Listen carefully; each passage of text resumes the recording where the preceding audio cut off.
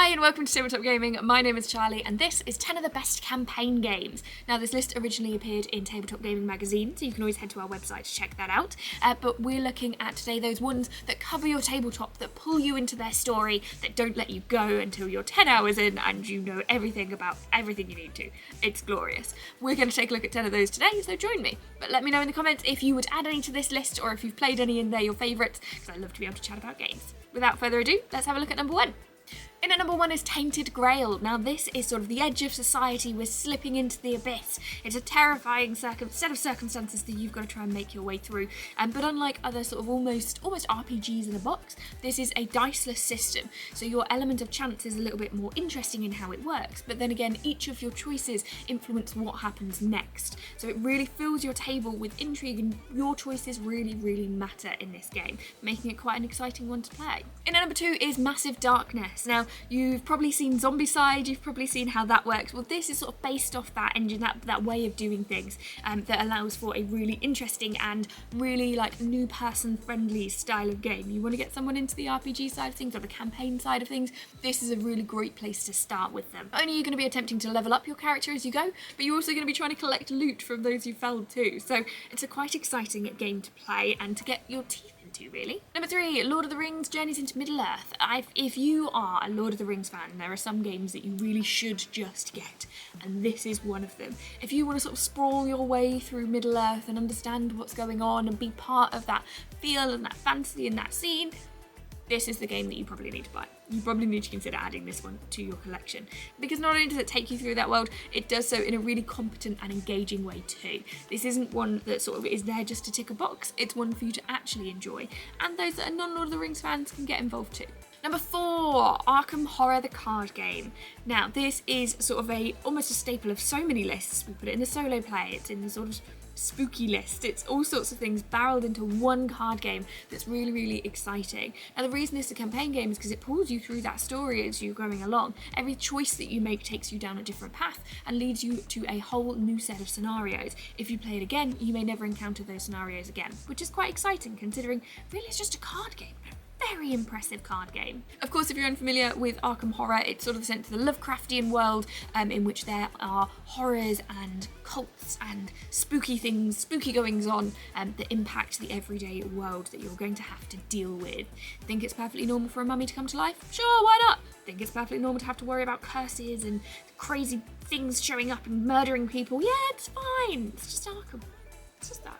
Speaking of curses, let's move on to number 5, which is the 7th continent. You have been struck by a curse and you are searching desperately for a cure to find it, and 7th continent is how you're going to do it. You're going to have building and crafting mechanics that you're going to have to make the most of to be able to survive in the world, and as you further go on, you'll turn over more cards, you'll find more spaces, and hopefully find that cure. Of course, it's not that easy. One thing that's really notable about this game, as a side note, because it's not about how good a campaign game it is, it's just about a really cool mechanic, is there's a really good saving feature in this, which makes it a really interesting one to be able to play a ton of, pop down for a little bit, next day, come back, pick up exactly where you left off with very little difficulty at all. So quite an impressive little addition. Number 6 is Gloomhaven.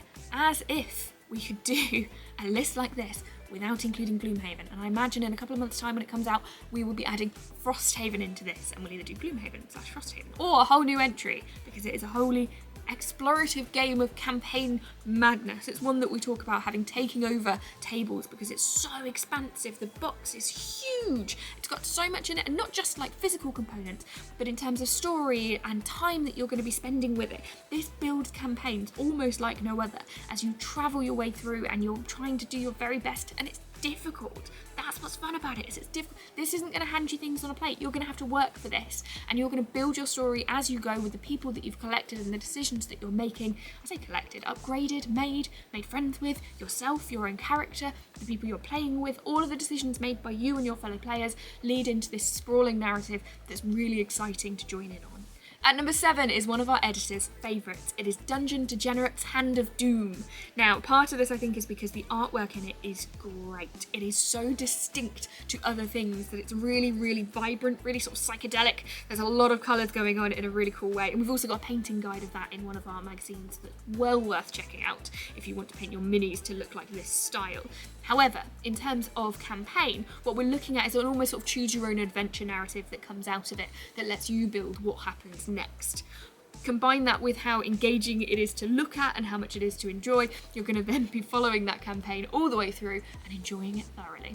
Number 8 is Arcadia Quest in a sort of dungeon crawling move where you've got the cute little sort of chibi miniatures, they're adorable, and making their way through this campaign that you're going to be building based on decisions that you are making. The story for this game is great, and that makes it a really exciting one. As an aside, I've been playing Arcadia Quest, which does similarly in the sense of building this sense of where you are, what you're doing, why you're trying to do it, and feeling really involved with the characters that you've got and the decisions you're making to go through the levels that it's created, or sort of new chapters, I call them levels, because basically it gets harder as it goes along. Who'd have thought? But that's just another one to add into the list as an alternative. You've got Arcadia Quest, you've got Arcadia Quest, and they are both equally wonderful. Number 9 is Betrayal Legacy. As if it wasn't intense enough, you're going to be playing as an entire family over generations. You manage to keep those alive, they might crop up later to say hi to you, you know, hopefully help. It's a great use of generational themes with legacy mechanics over 13 chapters. Of course it's 13! But either way, the campaign that it takes you on is an exciting one and one that you'll feel really drawn into, especially as those family members keep sort of, you know, dying. Some of them come. Number 10 is the Pathfinder adventure card game. This is a race against time to defeat a villain.